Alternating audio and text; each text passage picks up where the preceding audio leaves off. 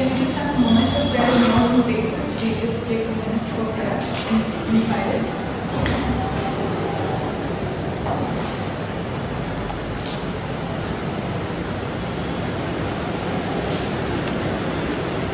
Thank you. So, to form men and women to the society for the betterment of our society is the aim and motto of our university, as you know. And here we are in a very rich culture where it forms able men and women towards the society.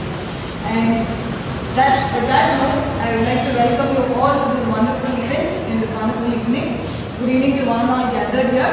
I take my pleasure in thanking the university, especially our father VC and co-VC's registrar and the dean, for giving us this infrastructure and also an opportunity and a society where we can use it for the betterment of our fellow members as well as the animals in and around our world. Okay. And also I'd like to thank the Department of Zoology, which is headed by Dr. Jaishankar, and all my other fellow colleagues who are playing vital role in enhancing students like you all who come into events like this. So, Department of Zoology, as you know that we have two associations, mainly in the name of NSA and Zoologia, where we conduct multiple student-oriented programs in the form of series of lectures and talks, students' talks, where they talk about their experiences in the wild and what they experience and how we use different techniques and tools to analyze our environment and wildlife and other things. And this is one such talks that is given by the NSA, and in our series of talks that is given by the students, this is the 8th series which is going to be taken over by Prayash, where he will be talking about the urban leopards. We have 3 more on the way, and this kind of events always help us to make the betterment in our society, and which is a very important and very crucial thing that we need to do in today's world, which is running away from what our nature is.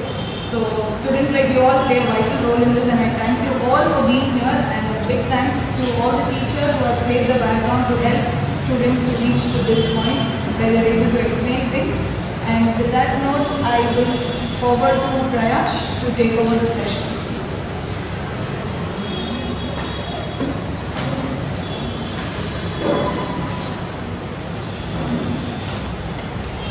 Hello everyone, my name is Prayash Bhaskar. So today I will be talking about the urban leopards. So when we talk about leopards or any other large carnivore, so large predators and human beings have shared their lands for like many ancient times and in close proximity. So the thing is, the wildlife and human conflict is not a recent issue, but it's there for like many ages. So when it comes to leopards, leopards in India has a protection under Wildlife Protection Act 1972 in Schedule 1. So in the recent census, leopards are in India there are almost 12,852 leopards. So in India there is an increase in human-leopard conflict causing casualty in both the sides. So these potentially dangerous animals usually do not attack human, but usually goes to animals which are people, the animal which dependent on people. So here this is a very interesting photograph. So here this photograph was taken in oil field of Duliajan, in Assam basically. So here you can see this is leopard here in the trees. So these people are gathering here to see the leopards. This can be a very dangerous situation, and here you can also see a small girl who wants to see this leopard. But when it comes to this situation, the leopards have 2 options. One is flight or fight. But here in this situation, this guy, this leopard is in the flight mode, but it won't know time to get the animal to fly to the fight. So at that situation, this can be a very big, dangerous scene. So the question is, why leopards are urbanizing? Today, want to be a entrepreneur or live in a large skyscrapers like us, or like what do you think? Why the leopards are getting urbanized? Human encroachment. Human encroachment, Habitat loss. habitat loss. Availability of food. Easy availability of food. Easy availability. Exactly. So leopards are very adaptable animal. So these animals can live from like a small area to a very large, they can form a very large territory which can go up to 100 km per square area. And these animals can eat from a large, a sambar tier to a small depths. So they are very adaptable animal, and so the thing is they are very shy. They don't come near to people as much as people think they are. So they avoid human interactions. But sometimes, obviously, there are cases where like human attacking leopard and leopard attacking a human being. So in recent, we have seen these leopards in Bangalore, in Portugal and HSR layout. This can be basically due to, as you have said, the human encroachments are going on. And the most interesting thing is the nearest forest is the Karnataka National Park. And these leopards are coming from Karnataka National Park to Portugal and HSR layout, which is 13 to 15 kilometers away, which is a very concerning situation right now on this issue. So one of the most interesting thing which I came across in Assam while doing my town paper was this place. This is a place called Narakasur Hill, which is placed in Guwahati, Assam. And this Narakasur Hill, and this is placed in such an area which is surrounded by the most busiest area of the city. So it is basically landlocked with this, these busy areas. So they have no place to go into the big forest and all. But there are almost 5 to 6 leopards in that area. So the interesting thing is, if this is the hill, here there are people living and here there are leopards living. And middle there is this road. And there is no like fencing or anything like that. And also the place has some tunnels inside it. Basically the hill is hollow. So these leopards come to these tunnels and come to another area through openings.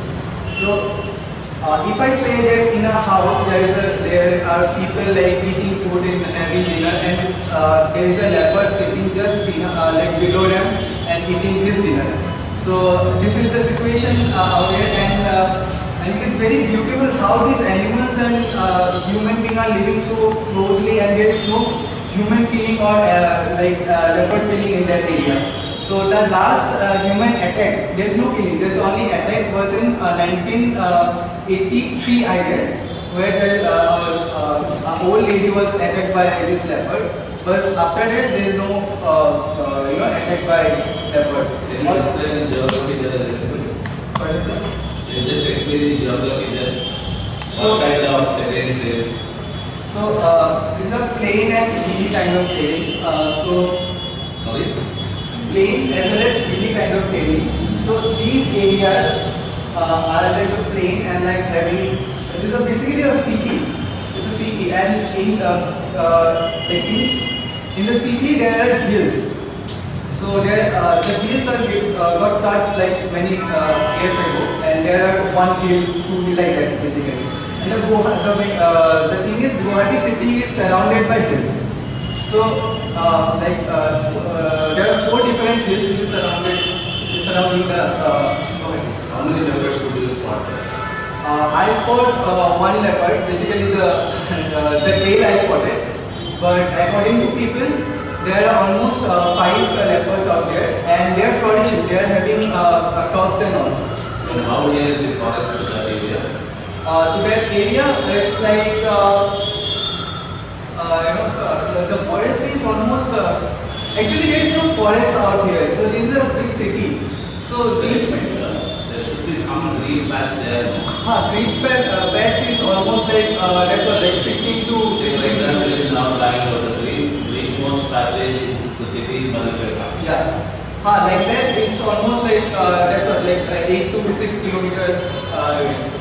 So that means it has migrated. Yeah. How does it derive its food if it is so close to city? So it's very interesting. These animals, there is no natural prey out there. So these leopards are eating on. I'll come to that, sir. No problem, no problem. Continue. So this is a chart where that's what they are eating. There is like number of attacks, and so here they are eating dogs. They are not eating cows. They are eating goats, poultry, and pigs. So maybe they are eating people or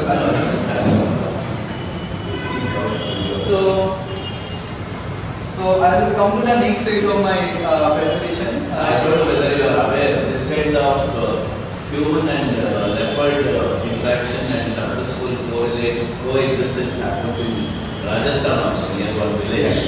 In one of the village, there's a hillock. So on the hillock there are quite a number of leopards. So they live there and there is no interaction between human beings and leopards at all. They live on their own, these live on their own. Yes, sir. And Place there's an is article- Jawai, I guess. Sorry. Jawai. Place is Jawai.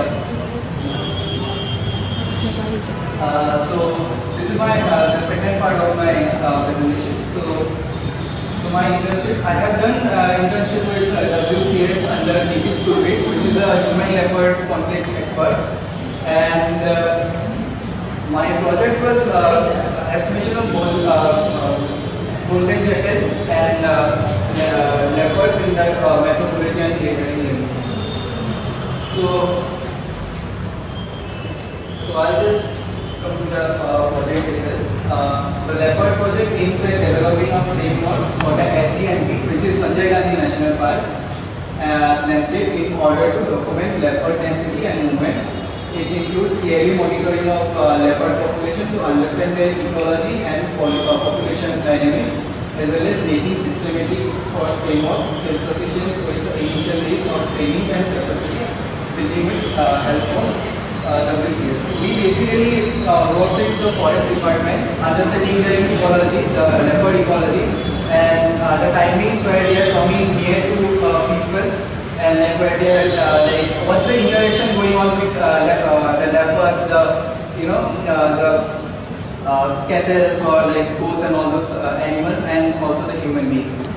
So the jackal project, that was a basic understanding of the jackal ecology, where we surveyed basically with done the science surveys and camera. We understand the jackal diet and their interaction with dogs and human beings.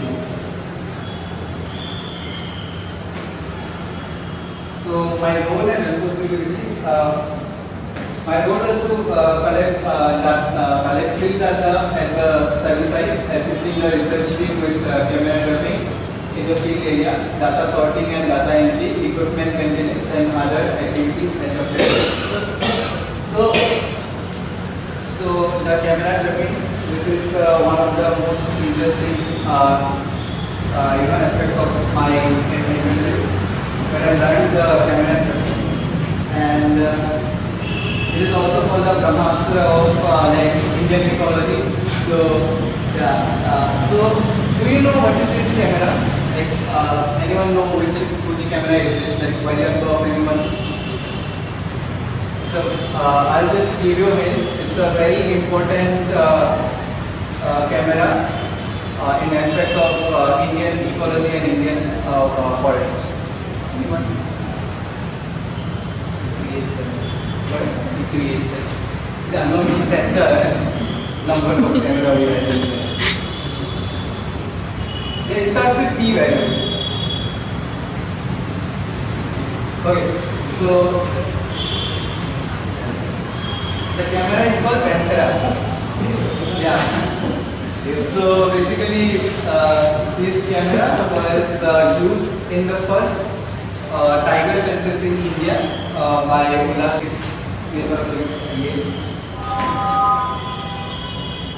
So the camera tracking, so cameras were set at decided location. And how do you decide where to keep the camera? Anyone?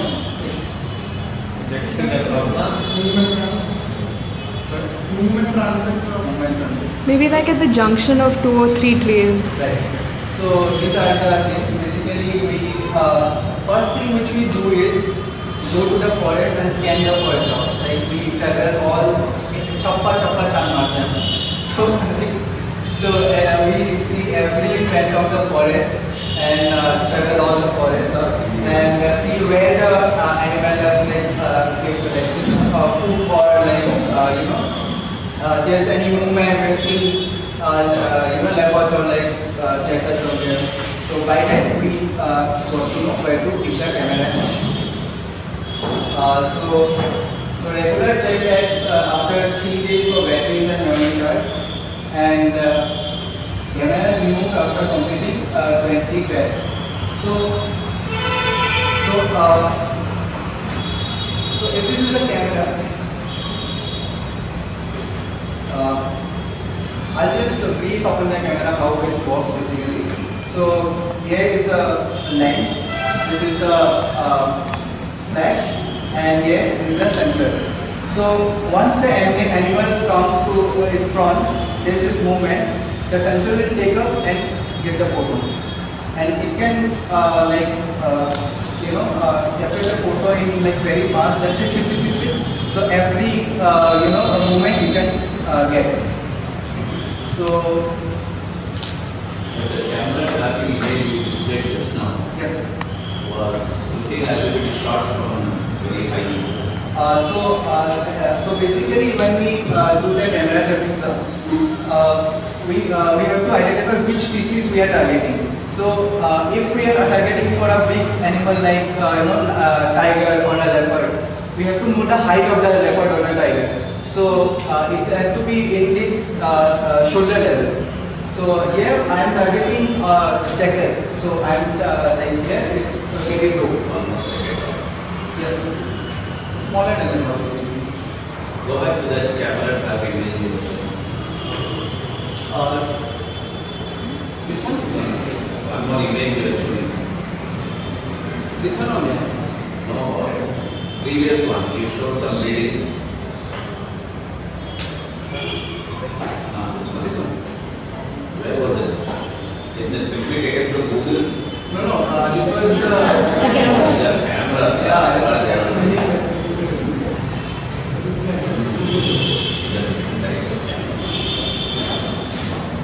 So, and the second thing which we have done apart from the camera trap is leopard diving.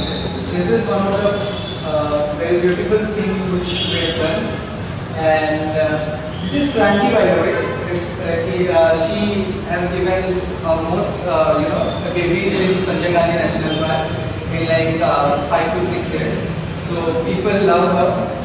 And so how do you know which is how do you differentiate the leopards? We can differentiate the leopard by its rosettes. So the thing is, there are not spots, they are rosettes. If we have spots, it's cheetah, and if we have rosettes, it's leopard. So yeah. So here you can see the rosettes are very matching, and you have to see properly. I know it cannot be differentiated by this sense, but yeah. So we have maintained a blog for the leopard images, where we got all the images and seen which leopard are basically seen in that area, and the timings, and also is the leopard is the same leopard or a different leopard. So for the golden jackal project, so this is the area which we have worked. So this is a mangrove area, and this is the result we get. 2 jackals, very fun. What we did was basically the camera trapping in Navin area and TCFS. TCFS is just the area there. And we have done scan collection of these animals as we have to see what diets they are maintaining and watching over for analysis basically and interviewing with people and interview transcription. Transcription is basically the interview which we have conducted are in the voice, right? So from the voice we just get it to the words. So that's how the transcription works and it can be published in the result report. So yeah, and also the scan collection and scan watching was very important part of the project because we have to see the diets which they are maintaining and the thing was we got many unwanted substances like glass, then small these threads and all those gargles in their stomach, which is very concerning. And by the interview, we also got to know these animals are basically a indicator species. So indicator species on the basis of fisheries. So these people got to know where there is more fish and where there is less fish. If there is more fish, these cattle will be in the more population there rather than the place where there are less fishes. So it's a very interesting thing which I have got here. And by that I have come to the end of this presentation. Thank you everyone. These are the people which I have worked with. This is Nikit Survey, under which I have done the internship. And he is one of the top wildlife and leopard and human contact experts in India. Thanks.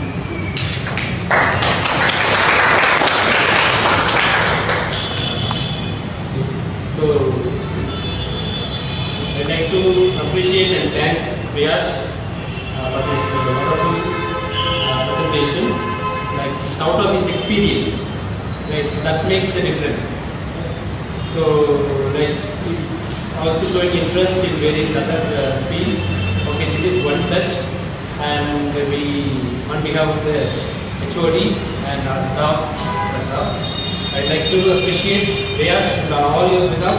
I'd like to thank you. Let's give him a big round of applause.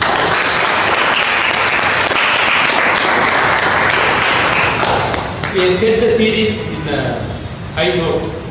So those who are presenting after, so they will be doing it. And now it's open to the floor for the question and answer session. So if you have any clarification, you can do so.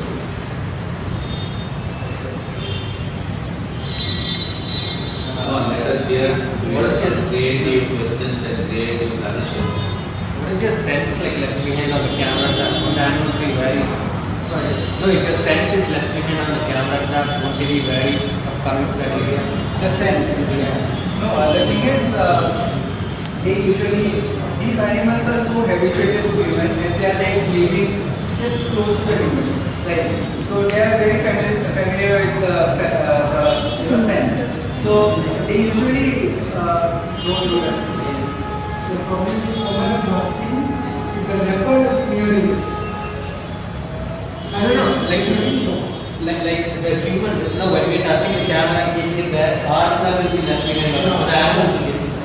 The other way also. Yeah. There are leopards that are kind of trained and living somewhere. Is that deterrent? If it is an advertisement for the opposite sex, fine. That kind of things can also be asked from the sex. Any thoughts on that? But will the camera trap be kept in quite an exposed area? Or is it somewhere in camouflaging with other things? For Basically, example, the camera traps are more or less camouflaged with these green colors so that it gets masked by.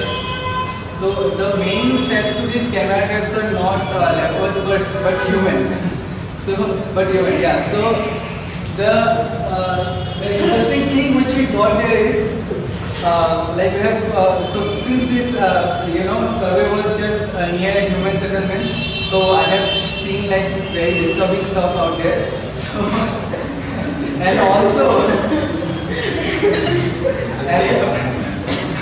and also like there are some people, so one of the camera trap, and interestingly this was the type of the camera trap where this person came and just poke it, and the whole thing was damaged. So this is why we don't keep that this camera in like open spaces.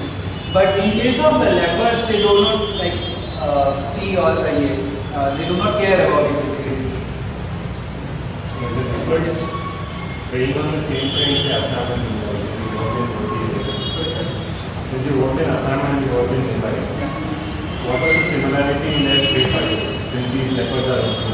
Right. So in case of Sanjay Gandhi National Parks, though like there are same situation like encroachments and all, but though, since it's a national park, there are natural prey like sambar, like chital and also there are many macaques and golden Hanuman langus out there. So they are also feeding on their natural prey, as well as the leopards who are living in the buffer zones of the area usually likes to go to with dump yards and all, and they usually feeds on rats. So it's a very interesting how they usually go for small animals, which is rats, and every day they are eating it.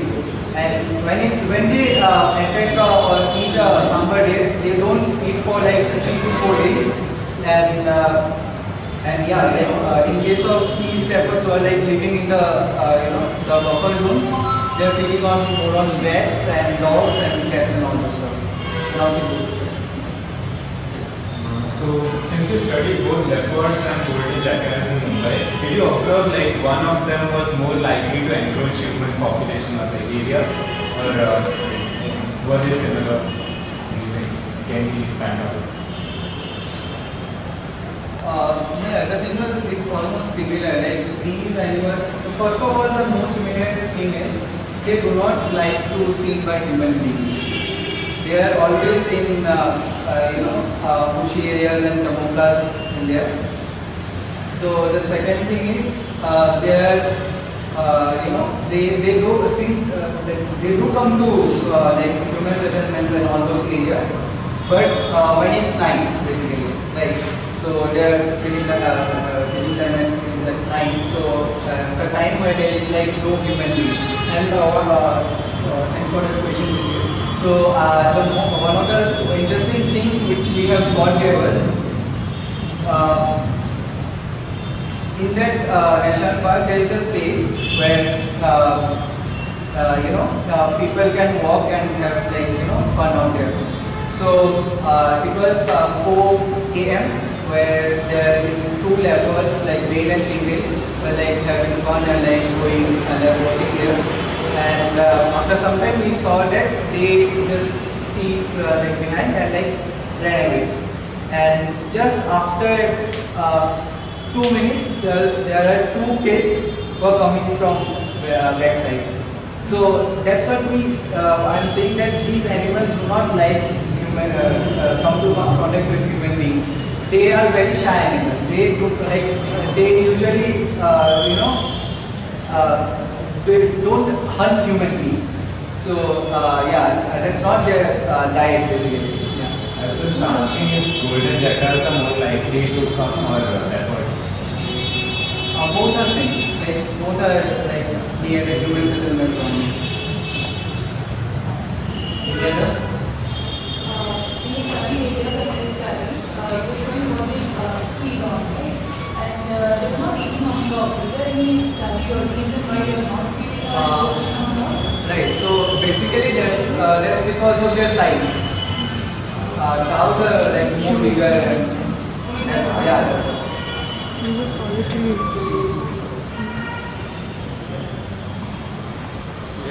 Do they eat from garbage and stuff? Yeah, they do. That's garbage. Yeah. That's why we're getting other substances like threads and the plastics. And also, I've also got a glass, this book basically. I think they're feeding on something discarded. Yeah. Some And it should have such an attraction in the form. So you could have done a small comparative study about the normal diet chart of a leopard in wild and what happens to them in these areas. Right. So there was some kind of comparative approach looking whether they are really flourishing when you reserve them ecology or whether they are becoming weaker and weaker. Some kind of correlation with that. See, for example, when we talk about urban wild which are coming into our city areas, we immediately highlight saying that it is because of the loss of habitat. Correct. The same way with respect to that also there might be a problem. There might be quite a bit of hindrance or breaks in the food chain in the wild also. You may not get too many animals to feed upon them. See, the moment the wild food chain is broken, they are bound to come to the system. See, people go for hunting, people in something like Assam or even in Coorg here or in some areas of across the country, they go for pleasure hunting. So they kill most of the food chain for these animals, bigger cats. And automatically these cats are forced towards run this way. In the area like which I've done in Assam basically, the Narakasur hill, there I have got to know that there are where natural prey out there, like there were cheetahs and all those stuff. But since and also the civet cats was out there, but there are also like some people, I'll not say all people, but some people are hunting on them. So these natural prey, according to the people, these natural prey were like going to the areas where there are no leopards or no threat to it. So that's why in that area they do not have natural prey out there. They only feed on like humans. Problem is we cannot simply blame the loss of habitat. We should know the proportion of the other species available in the community. See, for example, it has migrated some 20-25 kilometers from the wild. We should know what kind of situation is there also, whether there are really food availability or not. So not only that, in Kerala, place called Manapura, which is the valley of Silent Valley. So there was a leopard which had died inside a hen. So 3 times it was found in the same poultry, the hen. It was rescued and again took back to the forest. Again it came back only for eating a hen. Because Because it has a bad very faulty, the easy way of easy waste. and tastier way. Not the tastier we don't know, Yeah. but easy way of getting food now. Yes. See, right, it has to search, it has to adapt. But here it doesn't mean. Even in the elephant case, that's what happening. Every time, once they get the taste and the availability of plantain and rice, they come towards it. So not only that, they have And all secondly, that. you get it in mass, Yeah, that's it. higher quantity. Yeah. See, this kind of, what you say, discussions, you will have to think in different angles, not only in one angle. But it's a good try, very good try, because you have gone to the spot there, you have observed there, excellent work. Last question. When you encounter a leopard, what are some of the measures you should take care of? So the leopard also doesn't feel threatened and it's a safe place. Right. So as I've said, leopards usually do not attack human beings. So they do when we come very close to them, when they feel threat. So at that time, the best thing is, see the thing is, you don't have any option. Okay, 50% you'll die, but 50% you have a chance. Like I have this encounter with a leopard in Assam itself, in that area itself, where the leopard was only 15 to 20 feet from me, and that time also I was like I will die, but apparently that he was being a cat and like rolling with his belly out and all those stuff. And he was very chill, and I was with him for like 1 hour, almost 1 hour, and I just sat there and like watching him. So that's how this works. So if a leopard comes to like attack or something like that, the best thing is to like do not show your back and show them that you are powerful by like screaming like hell. Like scream, just they don't like loud pitch sound. So scream and What are the behavioral aspects you observed in common man moving around? common. Behavior of these common people who are moving around in that area, what kind of behavior do they exhibit? So they were very chill about leopard basically. So basically there are obviously there will be people who are like very afraid of it. I went to a person home which they have like 3 to 4 kids, and they are afraid like leopard will come and like eat it. And there was this case where a leopard just attacked their pet dog. So after that, they called the forest department and all this stuff, and they are always in fear that leopard will be attack. So and also people are like very chill about it, and they are like, if we respect the animal, the animal will also respect us.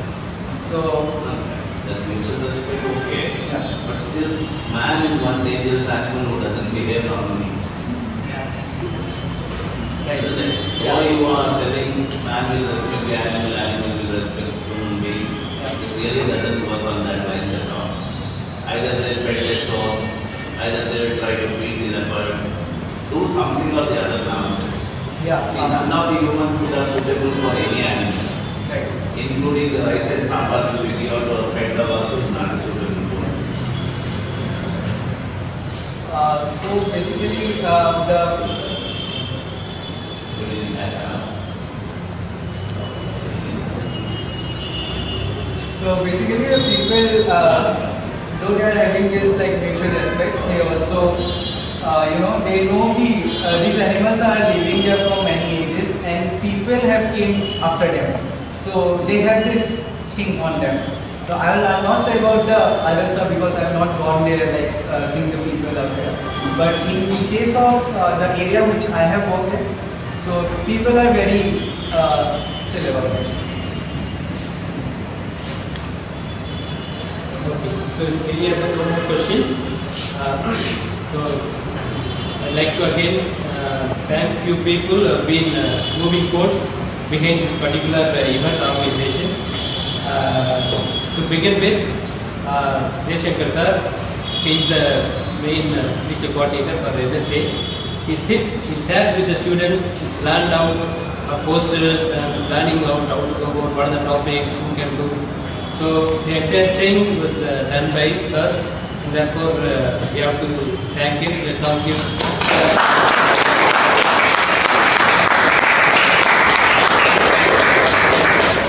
And we are really encouraged, okay, by the presence of our guests are here. Like so our staff, all our staffs support their presence. It makes a difference. So we thank sir for being with us and then initiating the question answer sessions, probing questions. So we thank you sir for your very good. So we also thank all the staff from the department. I think each one of you should encourage your classmates to come Yes. discuss. See now, whereas your class we had classes, you could have announced it, you could have put them here, at least 25-30 fellows were there.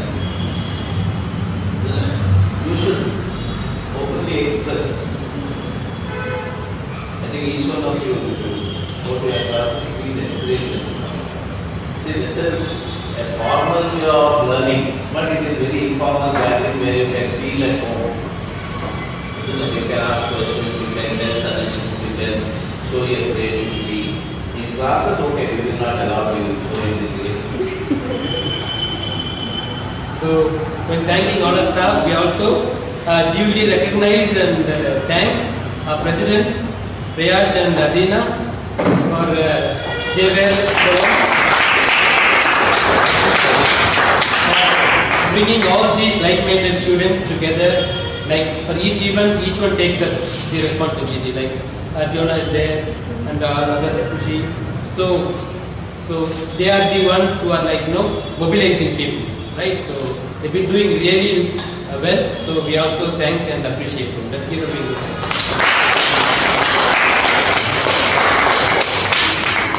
So tomorrow we have the second session of the series.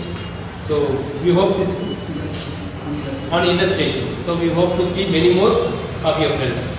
Okay, thank you.